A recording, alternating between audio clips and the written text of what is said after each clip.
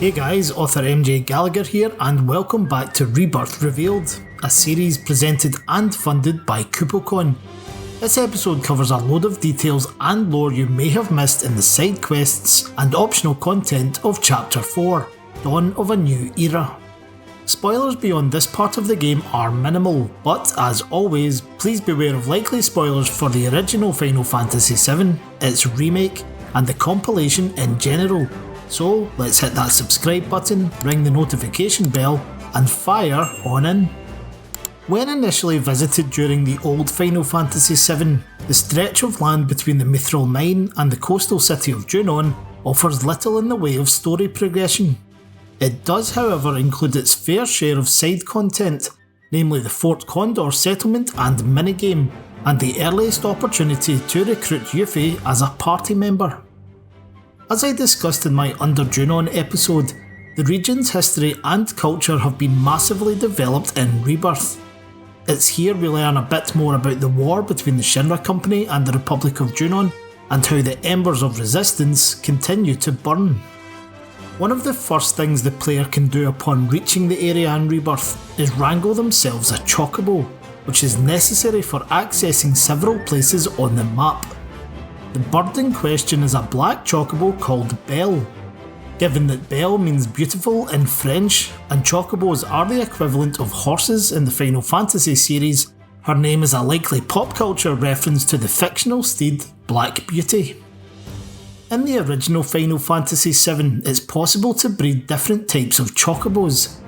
Other than the standard yellow feathered variant, there are green birds that can cross mountains, blue birds that can traverse rivers and coastal shallows, black birds that can do both, and gold birds that can go anywhere. Belle's gimmick in Rebirth is that she can scale any precipice that's been handily painted with arrows, as well as sharing the swimming capabilities of her avian counterparts, making her the perfect black chocobo. As an aside, all the adolescent birds that guide Cloud and the others to the choco stops in this region have white plumage. Despite the whole breeding minigame, there is only one infant chocobo shown in the entirety of the old game. That is the white chick chasing the girl around Midil. I mentioned in my episode covering the main plot of Chapter 2 that customizable riding gear can be obtained in Rebirth.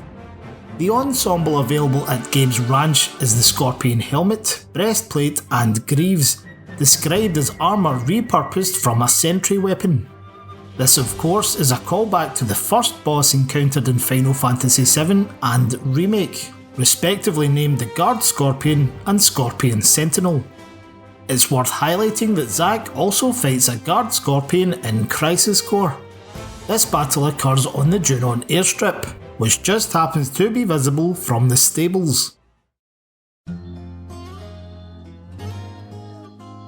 Gabe's Ranch itself is located a short distance from the entrance to the Mithril Mine and serves a few functions in the game. One of these is to introduce the concept that Bill's Chocobo farm in the grasslands is not unique, as it is in the original. I've spoken in previous videos about Shinra neglecting Old Republic transport routes after the war, and Gabe's delivery service seems to have been a direct victim of that. To assist him in resurrecting the service, Aerith persuades Cloud to source carriage parts. They find the craftsman, whose name is Freddy, sleeping in a hut atop a nearby cliff. He doesn't wake until Aerith asks for his help, or threatens him, and collecting the parts he needs will finally prompt him to sit up. Veteran fans may have spotted that Freddy is a callback to Final Fantasy VII and the man sleeping in the cave to the north of the Junon area, who requires a vehicle or special chocobo to reach him. The figure will only rouse from his slumber when the player has fought a number of battles, in which the last two digits are the same. He'll then present Cloud with a bolt ring accessory or a piece of mithril that can later be traded for Aerith's final limit break, the Great Gospel.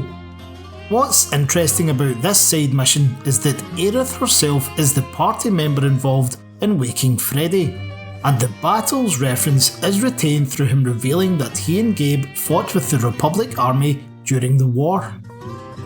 Upon completion of the quest, Gabe's delivery service opens back up for business, unlocking fast travel between the Junon region and the grasslands.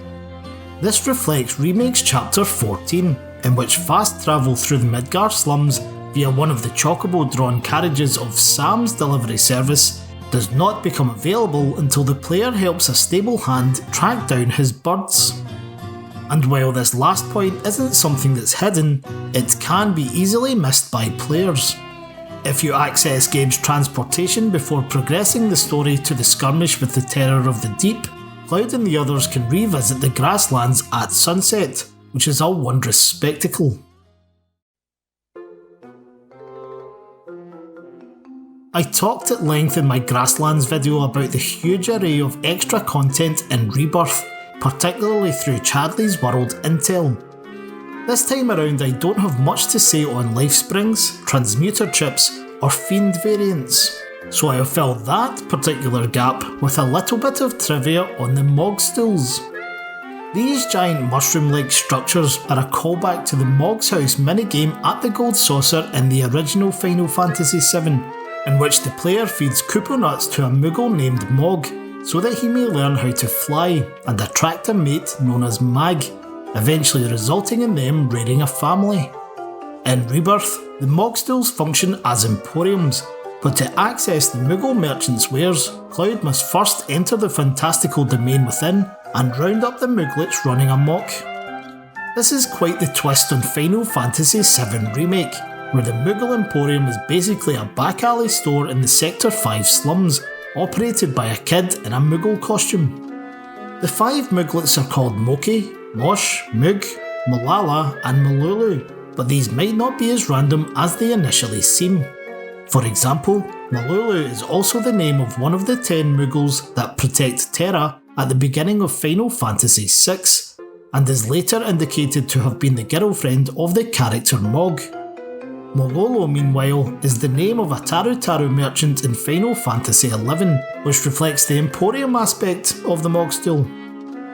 Upon completing the second level of the Mogstool challenge, the Moogle merchant reveals that it was Mog and Mag themselves who created the Emporium.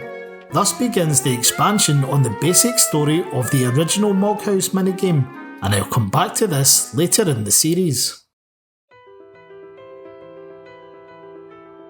On the subject of world building, defeating various opponents at Queen's Blood until you reach the rank of Blood Squire will unlock the opportunity to face a man named Cameron.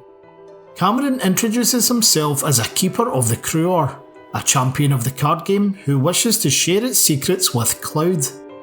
As it happens, Cruor is the Latin word for blood, and it's not the only Latin term to appear in connection with the game.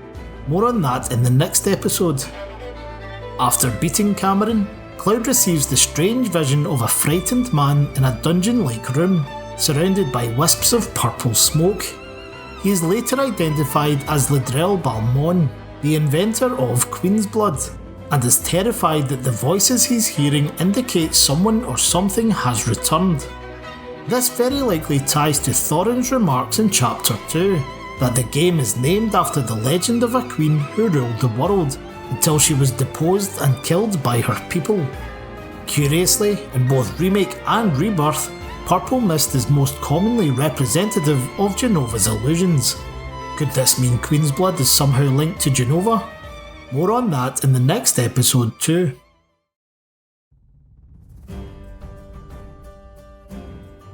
Between Queen's Blood and Fort Condor, the Junon region has more than its fair share of the tabletop gaming available in Rebirth. Those familiar with the history of the Final Fantasy series may know that its creator, Hironobu Sakaguchi, was an enormous fan of Dungeons & Dragons during the 1980s, and drew heavily from its design and bestiaries while developing the earlier titles in the franchise. It's therefore up for debate whether the area's optional boss, the Mind Flayer, is a tribute to its origins as a tabletop Dungeons & Dragons monster, or simply that the coast is the best place for a fiend with a squid for a head.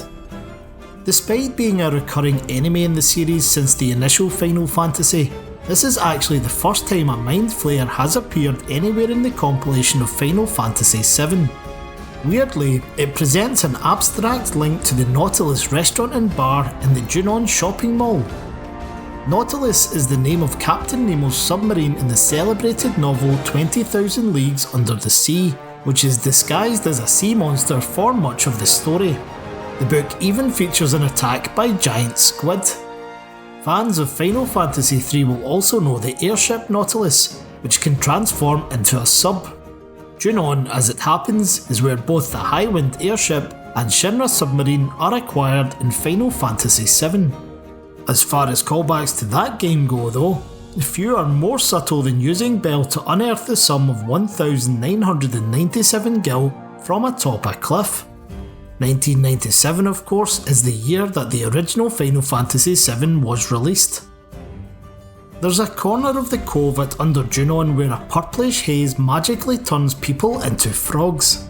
Cloud and Tifa are greeted there by a boy called Finn, who, along with the Moore twins that challenge you to a Queen's Blood match, seems to have a marine-inspired name.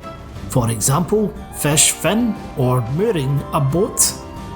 Anyway, Finn recognises the group as the ones who Priscilla said saved her. This is either an odd translation issue or the remnant of an earlier script, because we didn't save Priscilla, we saved Yuffie. Interestingly, it is Priscilla that requires rescuing from the sea monster in the original Final Fantasy VII.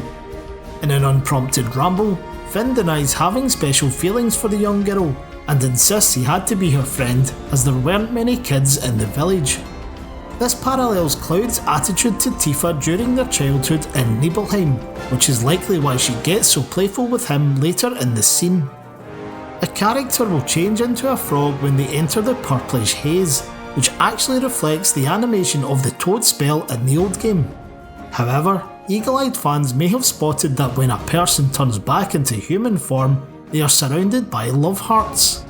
This is a reference to the item that reverses the frog status, the Maiden's Kiss. And, as with Remake, each playable character has a unique model for their frog form. In case you missed it, Red 13's comes with a feather accessory and a scarred eye.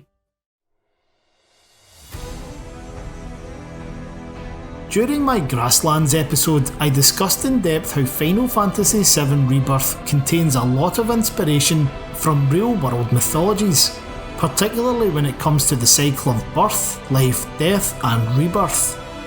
The Junon region embodies this principle too, and has adopted one of the most famous symbols of death and rebirth there is, the Phoenix. According to Chadley, Phoenix is the firebird of reincarnation from Junon legend, and the guardian deity of the province.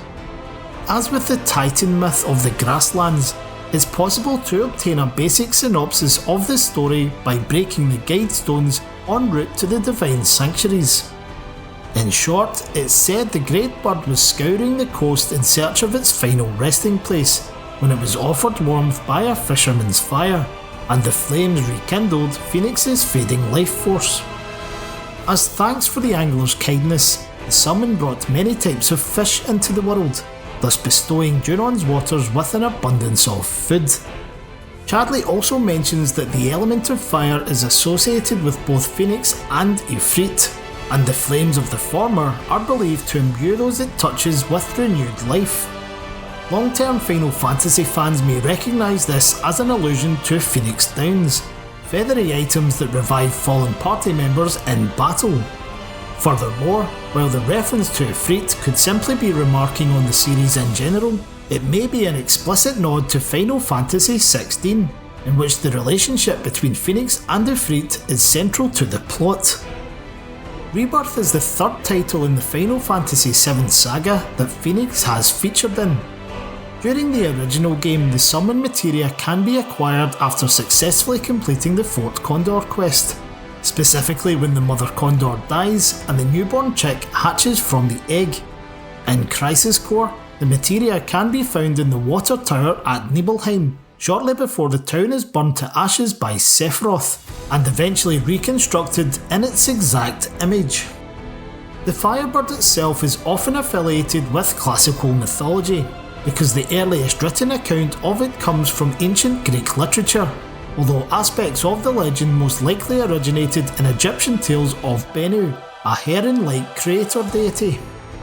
A young phoenix would allegedly travel to the main temple of the sun god Ra every 500 years or so to lay the body of its deceased parent to rest. Roman writers later proposed that the phoenix renews itself at death, rather than there being multiple generations. The bird was reported to construct its own funerary nest, only to be reborn by hatching from the remains of its previous incarnation. The fire and rejuvenation properties, meanwhile, can be attributed to a Latin poem which attests the phoenix is immune to illness. When ready to shed its aged body, the sun god will ignite its pyre. The phoenix will be consumed by the flames, and from the ashes it will emerge to live again. As an extension to all this, the ancient Egyptian portrayals of Ra and Bennu typically included a solar disk above the divinities' heads to symbolise rebirth, which stemmed from the observation that the sun's daily cycle involves its disappearance, death, at dusk, and re-emergence, resurrection, at dawn. Ra was believed to journey across the sky in his boat each day, then sail along the rivers of the underworld at night. The motif was eventually adapted by artists portraying the phoenix and developed into a burning halo around the bird's crown, with rays of brilliant sunlight shining forth. So how exactly is this reflected in Final Fantasy VII? Well, for starters, the condor chick hatching as its parent dies is analogous to the myth that the phoenix is only ever sighted when burying its progenitor, while the fiery destruction and resurrection of Nibelheim parallels the poem of the phoenix rising from its own ashes. In Rebirth, however, the focus seems to lean more towards the Egyptian elements and the phoenix's association with the sun. For instance, Chapter 4 opens at sunset. You ascend to the upper city the next morning, just as the sun ascends to its midday summit, and the chapter ends with Cloud's descent to the harbour, as the sun is beginning to set again.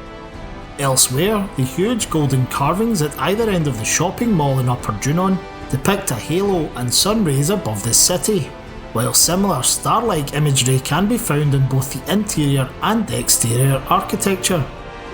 The long-billed bird and jackal statues are comparable to common representations of Bennu and the god Anubis, who was a guide in the underworld and a protector of tombs in his canine form, albeit without the wings. As I mentioned, Egyptian mythology tells us that Ra, the sun personified, navigates his solar barge through the underworld each night. Ra is typically portrayed as a figure with the head of a falcon, and less frequently as a black bull. I wonder if this detail has anything to do with the bronze sculpture of a hybrid creature that has been erected in the mall. If so, the effigies of Bennu, Anubis and Ra could be symbolic of the daily cycle of life, death and rebirth. As for Ra's skyboat, another way to say that might be airship. Chapter 4 of course introduces the Highwind, which can be viewed from the street outside the mall. And where before in the series have we seen a vessel capable of sailing both the skies and waters beneath the earth? As a side note though, it's important to clarify that the religion associated with the Republic of Junon was monotheistic, as stated in the official novel Traces of Two Pasts. This almost certainly means that neither Phoenix, sacred as it is, nor the figures that adorn the mall were ever worshipped as gods.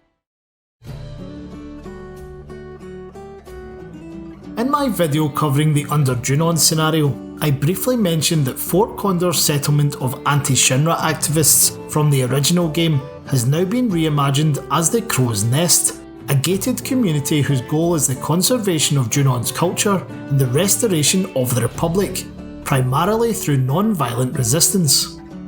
A crow's nest in nautical terms is generally the lookout point on the mast or uppermost part of a ship, thus keeping with Junon's maritime theme. However, it may also be a loose reference to the ancient myth of the phoenix constructing its own funerary nest, from which it could be reborn, just as the people here are attempting to achieve with the Junon Republic. The Crow's Nest is introduced as a base camp for members of the SRC, the Shinra Resistance Committee. During Traces of Two Pasts, it's indicated that Master Zangan belongs to such a group, but the details aren't provided. That said, the SRC is not a single organisation, but rather a communication network of anti-Shinra cells. Interestingly, this isn't strictly new to Rebirth, because there are repeated mentions of anti-Shinra groups across the compilation, distinct from Avalanche and Wutai.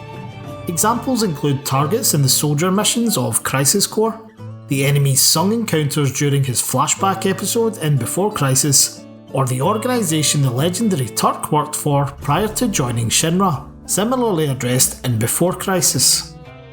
The side quests connected to the Crow's Nest are pretty interesting too. The first involves protecting Mayor Rhonda's dog, Salmon, as he delivers a package to her son, which may be a play on Sam's delivery service from Remake.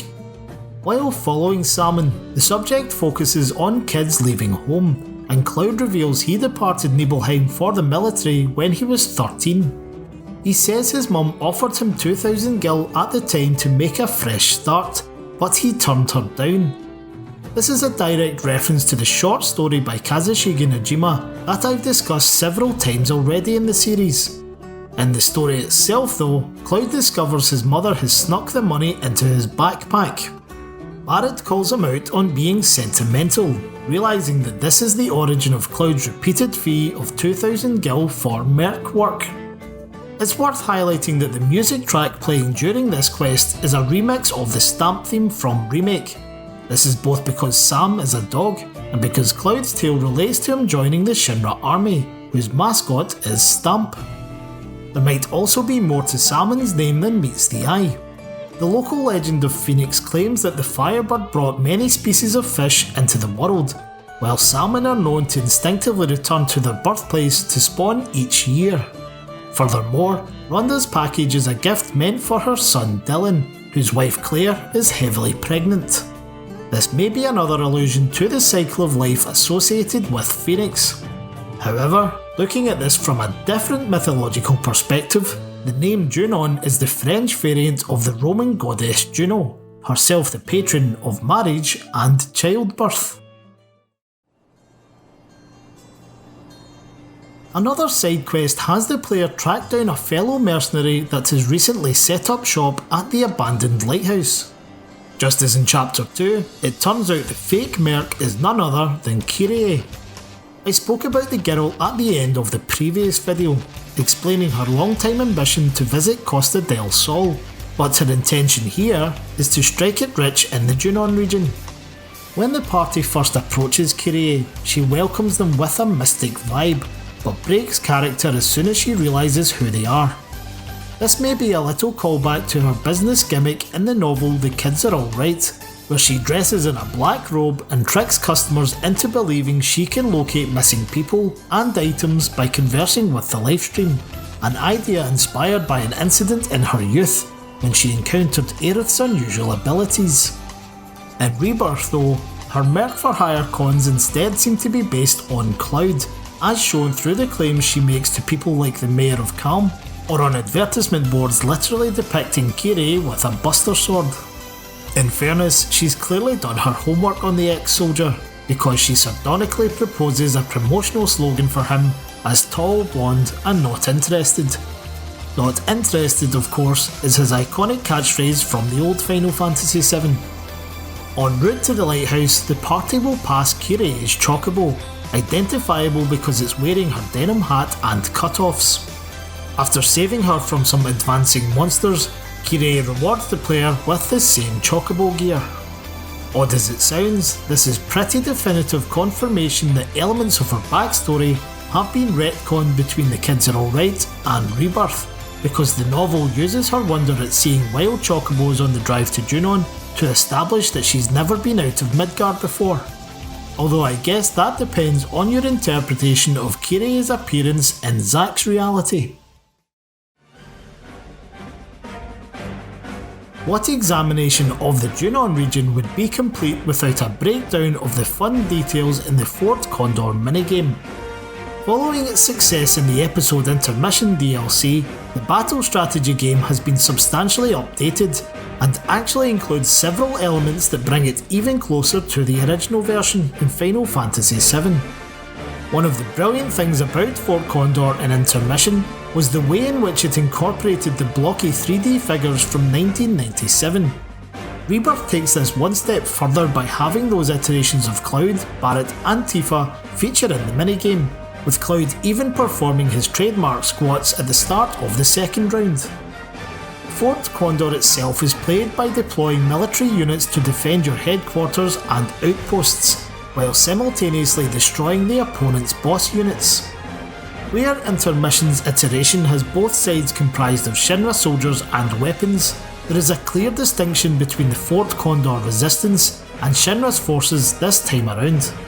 Furthermore, while there's a much greater variety of combatants available, Rebirth has also incorporated some of the classic units, such as the catapults or tri-stoners for the allies, now called trebuchets and ballistas respectively, or the wyverns, commanders and barbarians for the enemy, the latter of which has been renamed Warlord. As a particularly cool callback, the troopers brought to life within the game who communicate with Cloud, Tifa and Barrett are actually wearing the green and blue uniform of the allied units in the original. As for the board on which Fort Condor is played, there are a couple of points of interest. The battlefield is clearly derived from the arid hillside environment of the old minigame, with a massive pipes and the head of the reactor in the background. The headquarters and outposts are represented by a giant condor, whose wings wrap around its perch and the egg it's protecting, and two condor chicks respectively. Their designs are closely based on the parent and chick that appear in Final Fantasy VII. Some players may even have spotted the colourful cracked eggshell from the huge materia mission situated behind the opponent's boss units. This is where the Phoenix materia was previously obtained. The minigame in Rebirth is intrinsically linked to the Proto-Relic questline, which I provided an overview of in my Grasslands episode.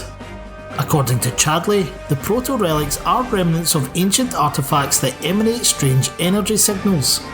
They are revealed to be pieces of armour connected to an enigmatic warrior, who most Final Fantasy fans will recognise as the interdimensional traveller Gilgamesh. Inside the Fort Condor world, Gilgamesh is introduced to the party as the Captain. This would explain why he's wearing the same red-striped Shinra helmet Cloud is given when he's made captain of the 7th Infantry later in the chapter. Gilgamesh is also carrying what looks like a fake Buster Sword and Nail Bat on his back, two weapons heavily associated with Cloud. This is a nod to the eccentric swordsman's recurring appearance across the series as a weapons collector, including Final Fantasy XII, in which he can battle the player with a counterfeit Buster Sword. Similarly, Gilgamesh is infamous for retreating in battle, and has been doing so since his inaugural appearance in Final Fantasy V. This is why, at the end of Cloud's mysterious encounter with him on the bridge when the Fort Condor missions are conquered, Gilgamesh chooses to flee. My personal favourite of all the references occurs in round 3, when Gilgamesh disguises himself as a princess. If you look closely, you'll note his outfit includes the 5-pronged tiara and white gown of Princess Rosa from the Loveless play, as seen later in Rebirth. This is supplemented by the intel name for completing round 3 being Princess in Another Castle, which is a fun allusion to Super Mario. And finally, as in Chapter 2, Chadley is directly involved in the Proto-Relic quest, but his interest in Fort Condor goes back to episode Intermission. If the player works their way through the DLC's various opponents, it's eventually revealed that Chadley is the Grandmaster. He tells Yuffie that he's been using Fort Condor to test security measures against Wu-Tang espionage operations by adapting new strategies. Yuffie also learns from Polk that the game hasn't been out long. What's curious about this is that in Rebirth, Cloud says he used to study basic tactics with Fort Condor. However, Cloud hasn't worked with Shinra since the Nibelheim incident, so the implication is that the board game was utilised by the military years before it was publicly available. Chadley later remarks that he empathises with the troopers of the Fort Condor world being loyal to Gilgamesh, who granted them autonomy, and recalls how he was released from the metaphorical chains that were binding him. This is a reference to Remake's hidden cutscene, accessed upon completing the Top Secrets challenge in Chadley's Combat Simulator, in which the boy discloses he is a cyborg and that studying Cloud has allowed him to break free of Hojo. I won't elaborate on this last point yet, but when Gilgamesh disappears at the end of the Fort Condor subplot, the troopers say, "Time's up for this world, and everyone in it." I have a feeling this is a concept we'll be coming back to as Rebirth's story progresses. Well everyone, that's all for now. I hope you've enjoyed the video, and I invite you to check out all future episodes on KupoCon's channel. If you're interested in the lore side of things, my own books, Norse myths that inspired Final Fantasy VII and Greek myths that inspired Final Fantasy VII, are both available on Amazon. As always, I'd especially like to thank KupoCon's Patreon subscribers for your continued support. Without your backing, productions such as this would not be possible. If you're not already a patron, please do consider joining for some incredible KupoCon exclusives. But for now, take care. I'm MJ Gallagher, and I'll speak to you again soon.